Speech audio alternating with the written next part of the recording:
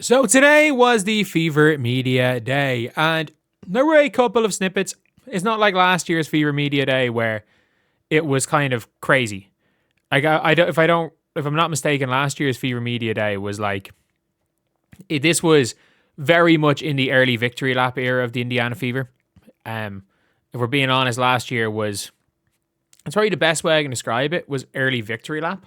But today, we've heard some very interesting snippets from a few players. Obviously, Caitlin Clark going out there and saying that she's the best transition player in the WNBA, which should be duh.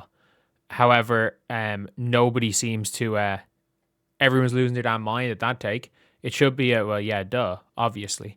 But it really doesn't matter. People are furious at Caitlin Clark saying, it's like if Angel Reese came out and said, I'm the best rebounder in the WNBA, the answer should be, yeah, duh. Obviously you are. But obviously things change. However, Myisha Hines-Allen has had another clip, and this is an interesting one. And this is something that I stand by it. I'm not surprised. I said at the time, by the way, I was really, really high on Myisha Hines-Allen. Was really, really high on her coming into the Indiana Fever. And let's take a listen to what she has said in an interview talking about joining the Fever and joining Caitlin Clark. And by the way, prior to this, she stated that Indiana has been an option in the past for her free agency.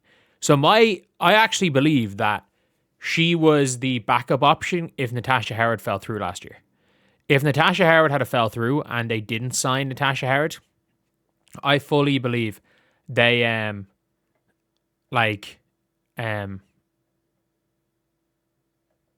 she would have went and they would have signed her because she was on similar money to Natasha Howard, but she signed for the Dallas Wings and she signed pretty late for the Wings. That is my theory, is that if Natasha Howard fell through, they probably would have signed Myisha Hines-Allen. Winning. Being able to play with Caitlin Clark, I think that was a huge eye-opening. Like, I had the opportunity to play with one of the greatest players that's ever going to play the game of basketball. So for me, once I also heard that, like, oh, she really wants me here too, I was like, oh, well, let's get it done then. There's no questions about it. So, and again, you have Aaliyah Boston, who is amazing. Like last year, I was so impressed with the way that she played last year. Like, just to be able to play off her, to help her continue to grow, it was definitely like, oh, I need to be here. I need to do this. And it's going to be challenging. I know it's going to be challenging. I know it's going to be tough. From everything, from every aspect of basketball and life in general.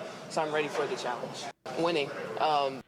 So yeah, that is very clear. She's like, you know what? Look, I got a chance to play with Caitlin Clark. And one of the big things is that, as well, is that she wanted me here too. And everyone's like, oh, I still never understood why everybody got so angry at the Myisha Hines-Allen situation. Like, she wasn't good for the Wings last year. But like, everything is in perspective. If she was a minimum contract player who fought her way into a starting spot for the Dallas Wings, then yeah, I feel like that would have been a legitimately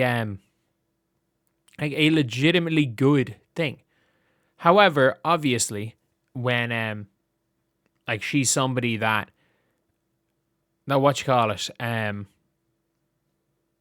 she is someone that's now on a minimum, or was on a maximum last year and is now on a minimum, the expectations are very different. They are very, very, very different as far as the expectations of players are concerned. However, yeah, I do think that she's big, she's strong, she's aggressive, does not take shit from anybody, which, look, that matters. That does matter. Not taking shit from anyone absolutely matters. But at the same time, it is like, this is one of these things where I'm like, this is a really good fit for the Fever.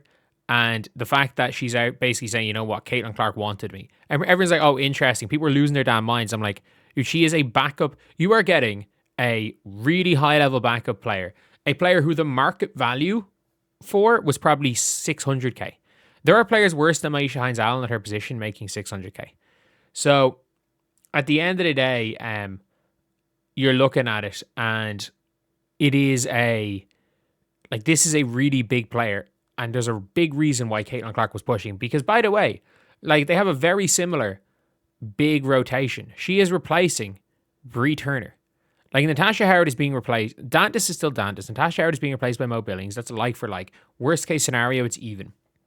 And not only that, you've got, like, she's replacing Bree Turner, and she's significantly better. I don't know with KK Timpson, like, if she'll make the team.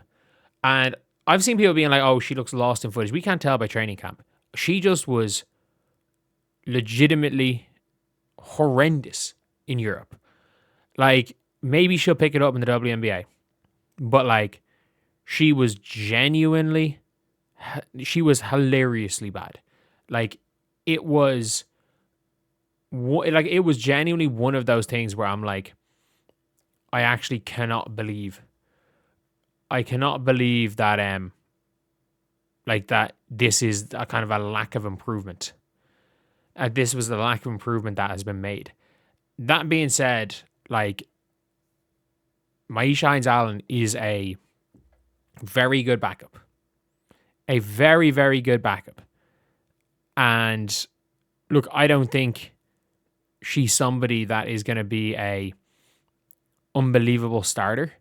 I think she could fight it out with Mo Billings for that starting spot. Like, I think that's an actual, like, legitimate thing.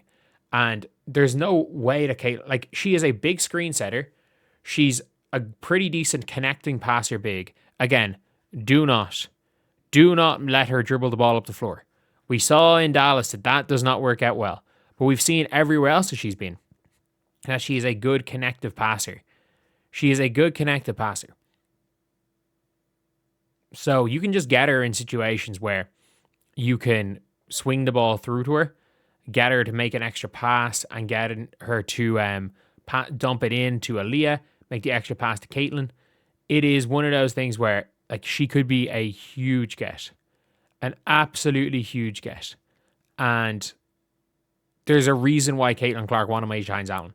Like, just because your reputation got destroyed in Dallas, everyone knew that Dallas last year was not a good situation to be in. Like, I mean this when I say this. Like, any of these situations where there's a big microscope on you, anytime there's a microscope on you and you're not playing well and your team is bad, they're all bad situations. When there's a microscope on you and you're playing well or your team's doing well, it's the best situation. If there's a microscope on you when your team or you are doing badly, it's the worst situation for you, no matter how you are as a player.